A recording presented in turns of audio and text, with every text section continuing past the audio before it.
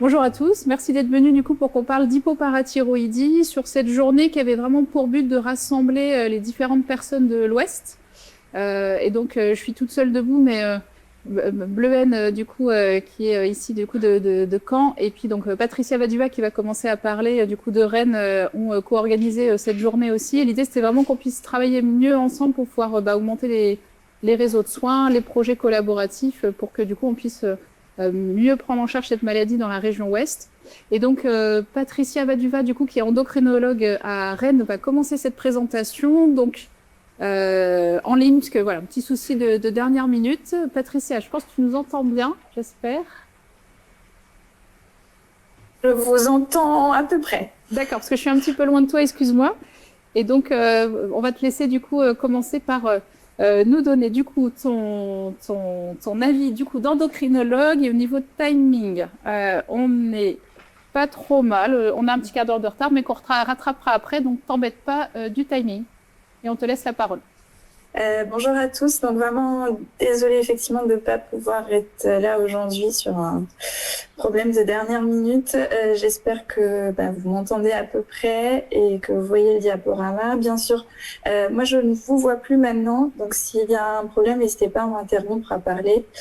Et puis donc on va parler d'hypoparathyroïdie en général. J'ai essayé de faire en sorte de ne pas piquer les sujets qui vont en suivre ensuite. Donc, je vais peu parler des traitements de la grossesse notamment. Je me suis surtout basée sur les dernières recommandations européennes et le dernier PNDS sur le sujet pour vous faire cette présentation. Donc, premièrement, un tout petit peu d'épidémiologie. On sait que l'hypoparathyroïdie, c'est une maladie rare. On a une prévalence de 6,4 à 38 pour 100 000 et une incidence autour de 2 pour 100 000. Et puis, ce qui est étrange, en tout cas, ce qui était étrange dans cette maladie avant récemment, c'est que c'était la seule affection endocrinienne responsable d'une insuffisance hormonale qui n'était pas substituée par l'hormone qui manquait, donc ici la PTH. On va voir que finalement maintenant on a des substitutions par PTH possibles, mais pendant très longtemps ce n'était pas le cas. Alors ce schéma, je l'ai juste remis un petit peu pour rappel, mais je pense que vous le connaissez déjà très bien tous. Concernant la régulation du calcium du phosphate par la PTH. Donc, elle est triple sur 3 organes. Je vais essayer de mettre mon pointeur. Au niveau osseux, on va avoir une libération sous l'action de la PTH de calcium et de phosphate. Au niveau rénal, où l'action de la PTH va être différentes en fonction de si on parle de calcium ou de phosphate, donc avec une réabsorption du calcium et une excrétion du phosphate.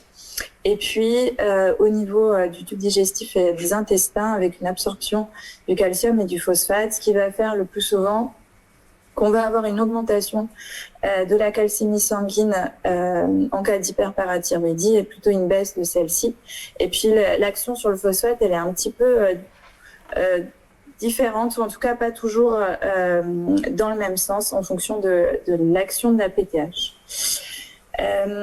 Ici, du coup, juste le diagnostic finalement d'hypoparathyroïdie, on va s'intéresser à ces paramètres. Et donc, on va avoir une hypocalciurie qui sera soit une hypocalcémie sur le calcium total, soit sur le calcium ionisé. On va avoir une PTH qui va être inadaptée. On va revoir ensuite les étiologies. Et puis, le plus souvent, des phosphatémies dans les valeurs hautes ou élevées, mais ce n'est pas un facteur qui va être indispensable au diagnostic positif. Et puis, une petite aparté là-haut, c'est qu'il faudra toujours faire attention à la magnésémie. Il faudra corriger une hypomagnésémie, notamment si on a des traitements iatrogènes de type IPP, avant de retenir le diagnostic d'hypoparathyroïdie, parce qu'elle peut être du coup fonctionnelle. Ensuite, les étiologies. Globalement, c'est beaucoup de causes acquises, et donc je pense que vous le savez, c'est à peu près 90% des causes d'hypopara, et le chef de file, c'est l'hypoparathyroïdie post-chirurgicale, dans 70% des cas environ. La première cause, c'est quand même la chirurgie thyroïdienne, et puis viennent ensuite les chirurgies parathyroïdiennes, dans l'objectif le plus souvent de corriger du coup une hyperparathyroïdie, et puis d'autres chirurgies, notamment des curages ganglionnaires cervicaux. Pour les causes acquises, ensuite, on peut citer aussi la radiothérapie cervicale, et puis des pathologies infiltratives qui sont en fait relativement rares, ce qui est amylose, hémochromatose et maladie de Wilson. Moi, j'avoue que dans mon exercice, pour l'instant, j'ai jamais vu d'hypopara sur des causes infiltratives. Et puis parfois, ça peut être auto-immun, de grandes étiologies. Celle qui est la mieux connue des endocrinologues, c'est le syndrome APCED. Et donc ça vient d'une mutation du gène R, et donc l'hypoparathyroïdie s'accompagne d'une candidose et d'une insuffisance surrénalienne périphérique le plus souvent, et donc ça c'est le plus souvent la première cause auto-immune et génétique qu'on recherche en endocrinologie. Et puis parfois on peut avoir des hypoparathyroïdies isolées sur la présence d'anticorps anti-récepteurs au calcium sensor. Et là encore, c'est extrêmement rare. Personnellement, j'en ai jamais vu. Ce que disent les recommandations récentes de la Société européenne d'endocrinologie de 2025, c'est que finalement, pour toute hypoparathyroïdie non chirurgicale sans étiologie évidente, il faudrait réaliser un dépistage génétique, à la fois éventuellement pour avoir ces causes auto-immunes que je viens de vous citer, ou alors pour retrouver d'autres causes génétiques qui sont décrites ici. Les autres causes génétiques, le plus souvent, en fait, elles sont congénitales. On peut avoir soit des anomalies de l'embryogenèse, et je pense que les pédiatres connaissent bien le syndrome de Di-George avec la microdélétion 22q11 qui peut être responsable d'hypoparathyroïdie. Et puis parfois chez l'adulte, on peut découvrir des syndromes HDR qui sont dus à des mutations du gène GATA3. Et pour le coup, ça, je pense qu'on peut les découvrir plus tardivement. Moi, c'est la première cause génétique d'hypopara que j'ai vue dans ma vie en tant qu'interne sur un patient qui avait une quarantaine d'années et qui avait toutes les manifestations de l'HDR, mais qui n'avaient pas été dépistées auparavant. On peut avoir aussi des défauts de sécrétion ou de production de PTH, et puis des défauts donc de régulation. Et donc vous connaissez l'hypocalcémie autosomique dominante, et sinon on peut avoir aussi des mutations du gène de la PTH. Et puis beaucoup plus rare également les maladies mitochondriales qui sont présentes aussi dans les recommandations comme cause génétique à rechercher, mais qui vont aussi en fait être des manifestations diverses, enfin avoir des manifestations diverses et pas uniquement l'hypoparathyroïdie. Une fois qu'on a vu ça, je voulais juste revenir un tout petit peu sur le risque d'hypoparathyroïdie post-chirurgicale, parce que finalement, c'est la cause la plus fréquente. On a dans les études quelques facteurs préopératoires qui nous permettent d'évaluer un petit peu le risque de survenue de cette hypopara post-chirurgicale. Des facteurs liés aux patients, qui sont l'obésité et la carence en vitamine D. Et puis des facteurs chirurgicaux, des interventions longues de plus de 3 heures, des thyroïdectomies totales avec l'emportement des glandes parathyroïdiennes, des curages cervicaux centraux, et puis des réinterventions, c'est-à-dire on réopère un coup qui avait déjà été précédemment opéré. Et donc ça, c'est les facteurs un petit peu de mauvais pronostic ou en tout cas de risque de survenue d'hypopara post-chirurgicale. Ensuite, il y a eu énormément d'études qui ont essayé de trouver des moyens de prévoir en post-chirurgical immédiat si on allait ou pas développer une hypopara. Je vous ai mis quelques seuils ici, mais qui restent un peu débattus. Après la mesure donc, de calcium et de PTH dans les 24 heures post-opératoires, on dit que, certaines études disent que la chute de la PTH de plus de 70% ou une PTH basse, inférieure à 10 picogrammes par ml, serait hautement prédictive d'une hypoparathyroïdie. Il y a énormément d'études sur le sujet, mais jamais des seuils qui sont parfaitement reproductibles. Mais quand même, je pense, attention quand on voit effectivement des PTH très très basses. Et puis, le diagnostic finalement d'hypopara post-chirurgicale chronique, il est aussi débattu pour ce qui est de la durée post-opératoire qui va nous dire que l'hypoparathyroïdie va être définitive entre 6 et 12 mois. Donc, j'ai laissé les 12 mois qui sont décrites dans les dernières recommandations européennes. Ça concernerait à peu près 2 à 10% des thyroïdectomies. Donc moi, ça me paraît beaucoup, mais c'est les chiffres qui sont donnés. Et puis, à l'inverse, par contre, beaucoup d'hypoparathyroïdies post-opératoires sont transitoires. Donc, à peu près 70% d'entre elles vont se résoudre au bout de 6 semaines.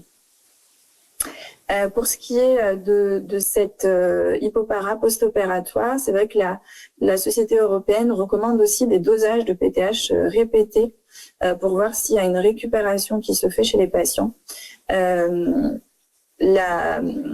On va dire la fréquence du dosage est là aussi débattue. Et puis, pour des causes qui sont définitives ou congénitales, bien sûr, il n'y a aucun intérêt de le faire. Une petite slide sur les complications de l'hypopara qui touchent beaucoup d'organes que vous connaissez très certainement. Donc, au niveau du système nerveux central, les calcifications des noyaux gris ou syndrome de Farr. Ça peut se compliquer de crises convulsives et puis on a aussi de plus en plus dans la littérature et puis dans les symptômes décrits par les patients, le brouillard cognitif qu'on prend maintenant beaucoup plus au sérieux qu'il y a quelques années. Au niveau rénal, notamment pour les néphros qui sont à la salle, vous connaissez beaucoup mieux que moi, mais c'est la néphrocalcinose et l'ithiase rénale, et puis l'insuffisance rénale. Au niveau ophtalmologique, la cataracte sous-capsulaire précoce. Il y a des signes musculo-squelettiques qu'on peut avoir, et puis neuropsychiatriques qui sont assez diverses et peu pathognomoniques, on va dire, et peu spécifiques de la pathologie, mais qui sont très largement décrits par les patients, avec une altération de la qualité de vie qu'on prendra là encore de plus en plus en compte. Et puis, au niveau cardiovasculaire, notamment donc les troubles du rythme, l'allongement du QT, et puis la cardiomyopathie parfois. Quelques mots sur les traitements, sachant que on va pas mal vous en parler ensuite, donc je vais pas trop m'attarder. Premièrement, la prise en charge de l'hypocalcémie aiguë, elle a été très bien décrite dans le PNDS récent, avec deux grandes catégories que vous voyez ici. Une fois qu'on a confirmé l'hypocalcémie, l'objectif c'est pas forcément de normaliser le calcium dans l'immédiat, mais surtout de faire régresser les symptômes graves et les signes ECG s'il y en a. Et donc on va surtout prendre en charge les patients selon la présence ou non de ces signes de gravité. Donc si on a des signes de gravité, on va aller très vite vers une hospitalisation, une surveillance rapprochée, la perfusion IV de gluconate de calcium et puis un relais IVSE et bien sûr la surveillance de l'ECG strict. Et puis si on n'a pas de signe de gravité et qu'on a des patients asymptomatiques, même en cas d'hypocalcémie assez profonde, on va pouvoir plutôt proposer des supplémentations par voie orale, gluconate de calcium forte dose, un dérivé actif de la vitamine D, sauf dans des circonstances particulières, notamment la malabsorption, où il va falloir penser à la voie IV. Et donc, ce que je vous disais, dans le PNDS, en annexe, on a des protocoles d'urgence qui devraient donc être disponibles dans vos différents services et hôpitaux, notamment également aux urgences et en réanimation si besoin. Pour ce qui est du traitement chronique, j'ai repris les objectifs donnés par la Société européenne d'endocrinologie. La zone cible de calcémie, on a très longtemps dit qu'il fallait mieux maintenir la calcémie à la moitié inférieure de la normale, voire légèrement en dessous, chez un patient asymptomatique, de façon à éviter l'hypercalcémie iatrogène.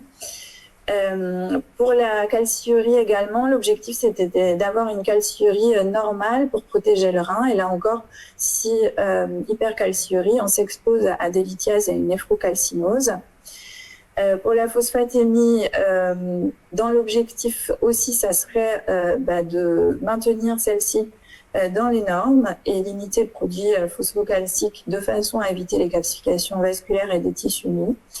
Et puis, je vous ai rajouté ici la magnésémie parce que dans nos pratiques courantes, c'est probablement quelque chose que on ne dose pas suffisamment et qu'on regarde pas suffisamment, à la fois pour le diagnostic d'hypopara et puis ensuite pour le suivi, où les patients peuvent, du coup, en cas d'hypomagnésémie, ressentir des symptômes, décrire des symptômes neuromusculaires qui sont très invalidants. Ce traitement, il bascule un petit peu en ce moment parce que justement, on a maintenant accès à la substitution par PTH et donc l'objectif est peut-être un petit peu différent maintenant que ce qu'il était il y a quelques années.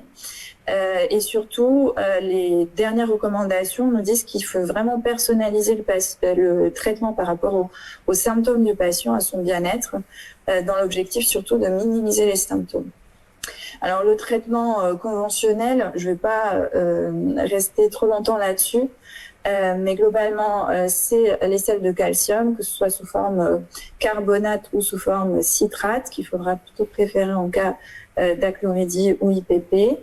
La vitamine D active, donc l'alpha-calcidiol ou le calcitriol. L'objectif, en fait, c'est de court-circuiter le défaut d'hydroxylation rénale secondaire au manque de PTH. Et puis, on peut parfois proposer des diurétiques thiazidiques en cas d'hypercalciurie menaçante, de façon à augmenter la réabsorption tubulaire rénale. Donc ça, c'est pas des scoops, vous connaissez déjà tout ça. Et puis, ce que je disais, c'est qu'en ce moment, il y a probablement un peu un changement de paradigme, pour ce qui est du traitement, grâce à la possibilité d'avoir maintenant des substitutions par PTH. Le traitement conventionnel, le plus souvent, en fait, on associait donc de la vitamine D active et du calcium, mais on avait un risque assez majeur d'hypercalciurie et puis de fluctuations biologiques avec des patients qui prenaient énormément de traitements, qu'il fallait en plus séparer en plusieurs prises dans la journée. Et puis maintenant, la possibilité d'avoir de la PTH de synthèse qui restaure un petit peu la physiologie et qui nous remplace l'hormone manquante, avec des bénéfices cliniques clairs qui vont vous être très probablement expliqués après, à la fois sur la réduction de la charge médicamenteuse, l'amélioration des paramètres biochimiques et puis l'amélioration de la qualité de vie. Alors, on sait aussi dans le contexte actuel qu'on avait des possibilités de PTH 1,84 qui ne sont plus commercialisées, l'allotransplantation parathyroïdienne qui n'est pas recommandée en routine, mais on vous parlera très certainement de l'Ordipat juste après moi, avec de plus amples détails. Quelques situations cliniques spécifiques qui sont aussi décrites dans le PNDS, la grossesse et puis la malabsorption. Alors, la grossesse, c'est un petit peu un défi parce qu'on sait qu'il y a des variations des besoins et je pense aussi que Bleuen vous en parlera tout à l'heure. Globalement, il y a plusieurs facteurs qui rentrent en jeu et qui vont faire qu'il peut y avoir des fluctuations, des dosages à ce moment-là, à la fois sur la production de PTH-RP par le placenta, le transfert placentaire et puis bien sûr des patientes qui vont modifier à la fois leur poids et potentiellement qui vont avoir des traitements interférents qui vont rentrer en jeu. Donc les recommandations, c'est surtout une surveillance étroite, vérifier qu'il n'y a pas d'hypercalcémie en fin de grossesse et pendant l'allaitement, et puis bien sûr s'intéresser au fœtus, parce que l'hyperparathyroïdie fétale peut être découverte chez des mères qui étaient en hypocalcémie. Pour ce qui est des syndromes de malabsorption, malheureusement, les traitements conventionnels oraux sont assez inefficaces. Cette malabsorption, elle peut être de différentes étiologies, que ce soit un greffe-bourg, que ce soit des maladies cœliaques importantes, et puis dans nos sociétés de plus en plus de la chirurgie bariatrique. Donc ces patients, il faudra effectivement les faire gérer dans des centres de référence, et puis le plus souvent, on devait avoir recours à des voies alternatives, notamment intraveineuses, pour pouvoir administrer les traitements. On pouvait aussi leur proposer des pompes à PTH, mais ce qui est très rarement fait. Et puis, pour ce qui est chirurgie bariatrique, nous, en tout cas, à Rennes, on commence à avoir quelques patientes qui sont traitées du coup par PTH quotidienne, où c'est très efficace et leur qualité de vie est bien améliorée par ce traitement. Pour ce qui est du suivi, j'ai fait deux slides différents entre l'enfant et l'adulte. Globalement, il faudra réaliser des bilans biologiques de routine tous les 3 à 6 mois avec un bilan phosphocalcique classique et global, et puis une calciurie. Et puis pour le bilan morphologique, bien sûr chez l'enfant, on va s'intéresser à la croissance et à la puberté. On proposera des échographies rénales et des examens dentaires de façon annuelle. Et puis on s'intéressera à l'os et notamment à l'âge osseux si on a un retard de croissance.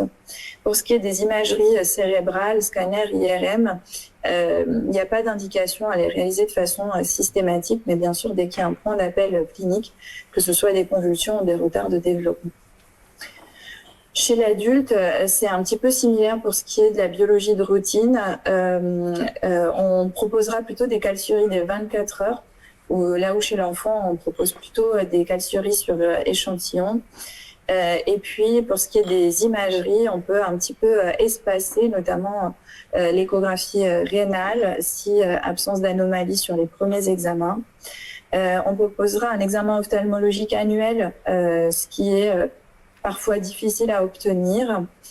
Pour ce qui est d'imagerie cérébrale, là encore, c'est sur point d'appel. Et puis, il faut penser à l'adulte, à l'os, plutôt en cas de traitement par PTH de synthèse, où on pourra réaliser des ostéodensitométries et des scintigraphies, en cas notamment de douleurs osseuses ou d'autres symptômes évocateurs. Je crois que c'est la dernière diapositive. On va s'intéresser de plus en plus du coup à la qualité de vie des patients au-delà de la biologie. Et ça, c'est vraiment de plus en plus mis en avant sur les recommandations de 2025. Le fait qu'il y ait un équilibre biologique, ou en tout cas qu'on atteigne les cibles qu'on s'était fixées au niveau biologique, ne garantit pas que les patients n'aient pas des symptômes. Et d'où l'importance d'une évaluation un peu systématique de la qualité de vie, notamment par le score HPQ 28, qui est maintenant validé et disponible en français, qui mesure plusieurs composantes, notamment des composantes neuropsychiatriques, et qui nous permet d'estimer de façon validée en fait la qualité de vie de nos patients. Ce qui nous permet également en fait de leur proposer, si besoin, des programmes d'éducation thérapeutique adaptés afin qu'ils gèrent au mieux les dyscalcémies, qu'ils puissent avoir des conseils diététiques, qu'ils soient alertés sur les seuils biologiques où il faut rapidement consulter, et puis aussi pour qu'on puisse leur ajuster le traitement, notamment avec l'intégration de ce score comme un critère majeur de succès thérapeutique. Et en cas d'absence d'un bon score ou en cas de présence d'une qualité de vie altérée chez ces patients, la possibilité en fait de modifier les thérapeutiques et notamment d'avoir recours à la PTH de synthèse. Donc, pour conclure, justement, premièrement, dans l'hypoparathyroïdie, il va falloir être vigilant en post-opératoire avec une identification rapide de l'hypocalcémie si possible et puis le dosage de PTH qui pourra nous orienter éventuellement vers une hypoparathyroïdie définitive, mais même si elle est transitoire, bien sûr, il faudra la prendre en charge. Et puis, dans les autres circonstances, un bilan biologique complet avec une recherche génétique assez largement recommandée sur des causes qui ne sont pas post-opératoires et dont on n'a pas une étiologie certaine après un examen clinique de notre patient. Le suivi biologique, il est assez fréquent. Ça peut être trimestriel, ça peut être tous les 6 mois si on est bien à l'équilibre. Ça peut être encore plus fréquent en post-opératoire immédiat où c'est des patients déséquilibrés ou chez lesquels on vient d'instaurer des nouvelles thérapeutiques. Il faudra s'intéresser au dépistage régulier des complications avec des recommandations maintenant qui sont très claires, qui sont pas forcément très faciles à mettre en place pour tout ce qui est suivi annuel de certaines complications, mais qu'il faudrait essayer d'avoir chez tous nos patients. Et puis, l'approche multidisciplinaire, je pense qu'on vous en parlera aussi un peu pour le topo amélioration du parcours de soins, parce que du coup, ces patients, ils ont quand même besoin d'évaluation régulière et puis aussi pas uniquement d'une prise en charge médicale qui peut se faire en endocrinologie, en néphrologie, en rhumatologie, mais également l'intervention d'autres professionnels de santé de façon à améliorer leur qualité de vie et leur connaissance de la maladie. Et puis donc cette qualité de vie qui maintenant est un des piliers, un des objectifs majeurs du traitement avec l'intégration du score de qualité de vie qu'il faudrait essayer de faire de façon très régulière et qui nous permet maintenant d'être un critère qui rentre en jeu dans des propositions d'adaptation de traitement. Et puis l'importance également de l'éducation thérapeutique, je pense, dont on vous parlera ultérieurement, pour que les patients soient un petit peu aussi acteurs de leur pathologie. Voilà, je pense que c'est tout pour moi. N'hésitez pas si vous avez des questions, des précisions que vous souhaitez que je vous apporte.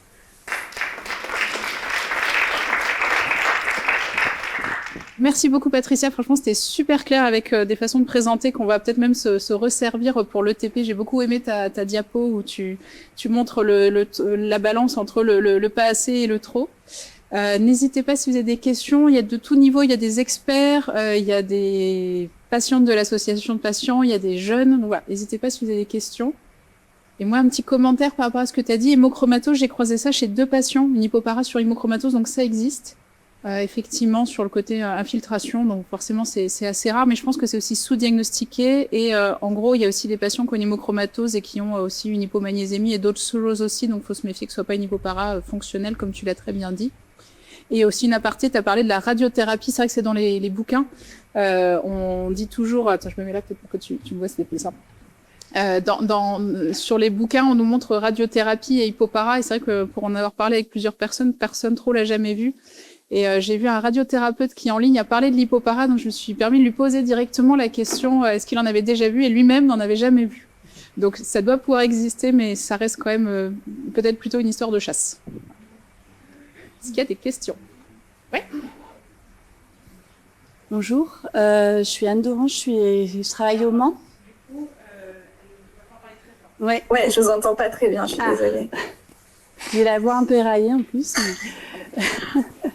Bonjour, Je suis Anne Dorange, je travaille au Mans. En fait, moi, je m'interroge sur le seuil post-op de PTH, parce qu'on a eu plusieurs expériences où effectivement le niveau de PTH post-opératoire il était très très bas, et donc on est parti un peu sur l'idée que on allait avoir une hypoparathyroïdie définitive, et en fait, ça n'a pas été vraiment le cas sur au moins la moitié, voire un peu plus même. On les a mis assez rapidement sous calcium, vitamine D active, et puis on a des gens qui récupèrent finalement assez vite. Avec des fois, on se fait piéger, même si on fait des biologies très régulières, on peut se faire piéger avec des tableaux d'hypercalcémie iatrogène chez ces patients qui finalement récupèrent très vite alors qu'ils avaient une PTH complètement effondrée. Et du coup, moi, je me suis demandé s'il n'y avait pas des facteurs de risque. Alors, on les connaît en général, mais moi, je me demandais en fait si le fait de prévenir peut-être avec du magnésium avant, de la vitamine D pour renflouer les statuts de tout ça, en fait, on permettait pas à ce que ça récupère rapidement, et finalement, on pourrait se passer de fortes doses de calcium, vitamine D. Alors, je sais pas quelle est votre expérience, mais du coup, voilà, c'était un peu pour échanger par rapport à ça. C'est une question. Oui, en fait, pareil, je vous ai pas tout noté là sur le diaporama pour ce qui est des études, mais il y a effectivement énormément d'études pour essayer de prévoir quels sont les patients finalement qui vont récupérer ou pas. Alors, mon expérience personnelle, c'est quand même que pour des PTH effondrés, bon, le risque est quand même assez important que ça reste de façon chronique, mais je pense qu'il faut vraiment surveiller de façon rapprochée. Il n'y a pas un seuil ou un facteur de risque précis qui va nous dire qu'avec certitude ça va jamais récupérer, ou à l'inverse ça va forcément récupérer parce que notre PTH est un petit peu dosable. En tout cas, je crois que j'ai fait pas sur ces slides là, mais pour une autre présentation, la revue de l'ensemble de la littérature sur le sujet, et je crois qu'il y a au moins une vingtaine d'études. Il y en a aucune qui a le même seuil. Donc je pense qu'on peut pas dire avec certitude en fonction de la PTH post-op si ça récupère ou pas. Je pense que c'est pour ça aussi que la Société européenne demande à ce qu'on surveille des PTH au moins pendant la première année post-opératoire, en plus du bilan phosphocalcique classique, calcium et phosphate, albumine ensuite. D'ailleurs, j'ai pas parlé de l'albumine, mais peut-être que vous en allez en reparler sur l'histoire de correction qu'on recommande plus forcément. Voilà, donc sur mon expérience personnelle, effectivement, j'ai quelques patients qui finissent par récupérer. J'en ai pas eu qui m'ont fait des hypercalcémies réelles, mais juste des calcémies qui s'élèvent, qui passent de 2 à la limite supérieure de la normale. On se dit qu'effectivement, probablement qu'ils n'ont pas besoin de toutes les supplémentations qu'on leur a mises. On peut décroître et puis arrêter, et puis ensuite ça se passe très bien et ils ont récupéré complètement. Ça, faut s'en méfier. Ah, pardon. C'est ce que je trouve dur en fait en post-op immédiat, c'est de savoir vraiment quelle dose on va mettre sans être iatrogène en fait, parce que finalement si on se fie à ce niveau de PTH qui est très bas, on se dit ils vont avoir des besoins importants, surtout qu'en plus en regard ils ont en général des calcémies qui sont effectivement en dessous de 1,8 quand on les dépiste, et finalement des fois ça se fait nous on a une hypercalcémie iatrogène sur une dame comme ça s'est fait en 3 semaines. Alors le chirurgien avait bien prescrit tout ce qu'il fallait selon notre protocole, les prises de sang qui lui sont arrivées, qu'il a pas forcément regardé d'ailleurs, qui devaient arriver à son endocrino, qui ne les a pas reçues, et en gros la dame en 15 jours elle est arrivée avec un tableau d'hypercalcémie iatrogène en fait, alors qu'elle avait une PTH. Nous, on dit indosable parce qu'en fait, il y a un seuil en dessous duquel, ou je crois que c'est 5 ou 6, en dessous duquel on va pas savoir en fait à combien c'est, mais notre seuil, il est quand même à 5-6, quoi. Voilà. Et je trouve ça pas simple de déterminer quelle dose on doit leur mettre de vitamine D active et de calcium. Pardon. Pas facile. Je sais pas vous. Ouais, j'ai pas vraiment de réponse sur une dose parfaite, mais par contre, je pense qu'il faut parfois surveiller de façon très rapprochée. Peut-être ce qu'on fait un peu moins quand on voit effectivement des PTH très basses, on se dit si on va surveiller dans un mois, ça ira. Et puis finalement, un mois, c'est beaucoup trop. Ils vont se retrouver en hypercalcémie. Mais... On vers les chirurgiens qui voient peut-être plus cette Éric situation. Miraclé, je vais répéter les propos que n'a pas encore tenus le docteur Briet, mais sur l'importance de la surveillance. Enfin, je pense qu'en post-opératoire, globalement, on n'a pas d'hypoparadéfinitive si la PTH est dosable. Par contre, les indosables, ou on va dire inférieurs à 10, ceux-là, effectivement, parmi eux, on peut trouver des hypoparas définitives, et il faut surtout les suivre avec des bilans biologiques extrêmement répétés. Nous, on fait le calcium, phosphore, parathormone tous les 2 jours. Je pense qu'on embête vraiment ces patients, mais ça évite d'avoir les hypercalcémies. On les a tous eus. Donc, à Nantes, comme moment, faut pas rêver. Mais effectivement, on évite de les avoir, et les gens nous contactent par mail. Alors, par contre, c'est des bilans qu'il faut qu'on regarde. Et pour adapter le traitement, rappeler les patients pour... Du coup, très rapproché, quoi, genre de quoi Nous, moi, peut-être trop rapproché. Moi, c'est ma hantise de les voir monter à 2,50 et d'avoir complètement freiné leur PTH, et bien après, de repartir sur des semaines de traitement. Donc, j'essaye de les maintenir aux alentours de 2 millimoles. Alors, je ne sais pas si c'est le chiffre idéal, mais en fait, les traiter le moins possible pour qu'ils récupèrent. Et on a d'authentiques indosables inférieurs à 5 J1 qui récupèrent. Moi, j'ai le cas récemment d'une patiente qui, en plus, avait été opérée de chirurgie bariatrique, donc ça majorait. Il n'empêche que je l'ai opéré d'un base d'eau assez gros chez une dame obèse. Elle avait une PTH indosable. C'est pas la bariatrique, c'est moi qui l'avais mis en hypopara. Elle a récupéré en 3 semaines avec une PTH à 19. Donc, elle atteindra peut-être pas 50, mais il n'empêche qu'elle a quand même vraiment récupéré. Cette dame-là, si on avait continué à surdoser en alpha, on la mettait en hypercalcémie très souvent. Et vous avez des recos pour la dose de alpha à mettre? Non, on n'a pas de reco, en tout cas dans nos sociétés savantes. Mais le vrai danger, en fait, c'est de les faire sortir, pas pour nous, chirurgiens, avec un alpha 3 par jour, et puis QSP un mois, allez voir votre endocrinologue pour adapter avec la TSH, quoi. Parce que c'est cela qu'on retrouve avec des hypercalcémies et des catastrophes. Les patients qui sont opérés d'une parathyroïdectomie ou thyroïdectomie totale sont vus par l'endocrino, la J1 post-op, le jour de la sortie avec la calcémie, et c'est nous qui prescrivons la supplémentation et la surveillance, et il n'y a pas trop de bugs. Après, il y a maintenant un système de surveillance, la hypoparacare, qui est sorti. Je vais en parler. Ouais, ok, voilà, donc il y a des systèmes maintenant. Non, par contre, c'est intéressant, dans le circuit de fin, vous avez mis, du coup, la consulte en doc. Systématique. Soit par le médecin référence, il est là, et sinon par le médecin d'astreinte. Ça peut être un circuit... Parce qu'on peut aussi se faire avoir par des hypoparas qui apparaissent quelques jours après. Et celle-là, on est content à J1 parce que la calcémie, elle est normale.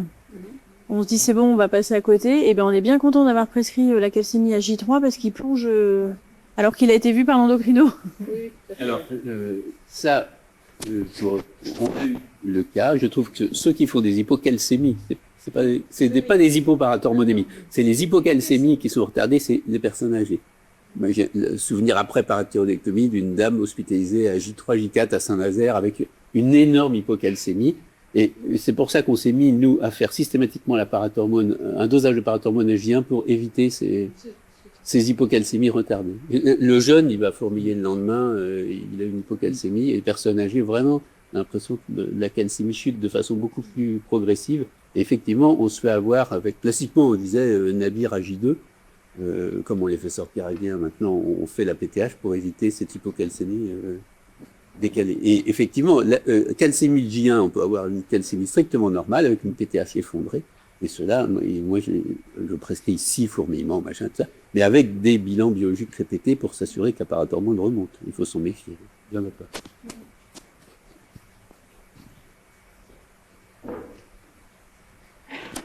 Bonjour, c'est Esther Landau à Nantes.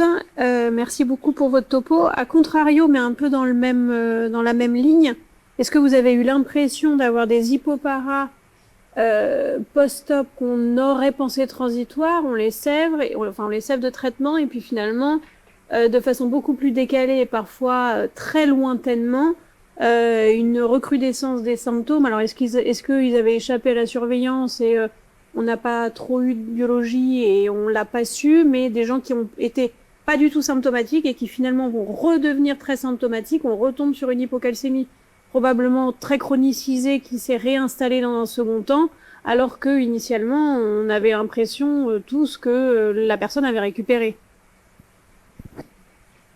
Si je dois répondre moi je dirais que je pense que j'en ai eu sur des perdus de vue, des patients qui arrêtent leur traitement, mais pas sur des patients qu'on surveillait et qui ont plongé. Mais clairement, si d'eux-mêmes, au bout d'un mois, ils arrêtent de faire leur biologie, ils arrêtent leur traitement et qu'on leur retrouve aux urgences 3 mois plus tard, ça m'est arrivé, oui. C'est vrai que moi j'en ai très très peu aussi, mais effectivement, je me demande si on n'en a pas une en commun. Parce qu'en fait, on a toujours tendance à dire aux patients, parce que c'est vrai pour 99% des cas, qu'en gros, s'ils ont une hypopara sévère, seulement pas de bol, ça reste sévère. Et à l'inverse, s'il n'y a pas trop besoin de traitement et que le régime suffit, généralement, ils changent pas de catégorie. Enfin, c'est notre ressenti. Et on a quand même très peu. Et en fait, dans ces cas-là, on creuse s'il n'y a pas justement une malabsorption qui est arrivée, un problème hormonal, enfin, ou d'autres choses. Mais on a quelques-uns où effectivement, on comprend pas, où c'était stable. Et puis, 10 ans après, c'est là qu'il y a plein de symptômes qui arrivent. Et ça reste pas la majorité. Et peut-être qu'on va découvrir un facteur associé, mais... Ouais, c'est cool. On en a quand même beaucoup aussi. Je pense qu'il faut creuser les apports alimentaires en calcium. On va en parler au niveau du traitement parce que des fois, c'est aussi est-ce qu'ils n'ont pas changé complètement de régime alimentaire en passant à, je sais pas, du lait de soja, ou d'autres choses qui sont à la mode, on va dire, et qui du coup décompensent une hypopara qui était bien équilibrée. Mais je crois qu'on a une station de commune où on comprend pas ce qui s'est passé. Aussi, ouais.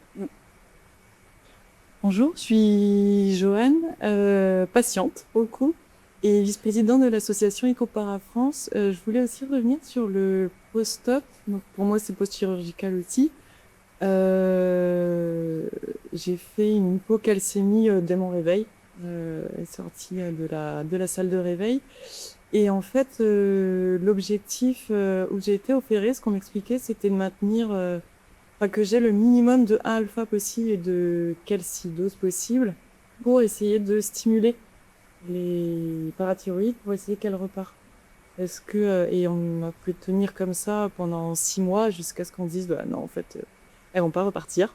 Est-ce que c'est quelque chose qui est pratiqué Commentaire. En fait, c'est un peu une question d'école. Samuel Frey, je suis chirurgien endocrinien à Nantes. En fait, on n'en sait trop rien. C'est un peu une question d'école. Soit on essaye d'avoir le minimum de traitements pour essayer justement de les stimuler en se disant elles vont partir. Soit au contraire, on met des traitements pour les laisser au repos et on les laisse repartir tranquillement. Mais honnêtement, il n'y a pas de littérature franche là-dessus. Non, pour moi, il n'y a pas de littérature franche là-dessus. Ce qui est sûr, c'est que si la parathormone est par exemple indosable et qu'il y a une hypocalcémie, c'est pas le alpha qui fait quoi que ce soit. Mais effectivement, il y a une petite zone frontière où on ne sait pas trop et on voudrait pas qu'il y ait une calcémie franchement trop haute. Mais voilà, il n'y a pas de... Mais ça ne justifie pas de laisser souffrir avec des calcémies basses pendant 1 an en tout cas. Enfin voilà, si la calcémie est basse, restez pas.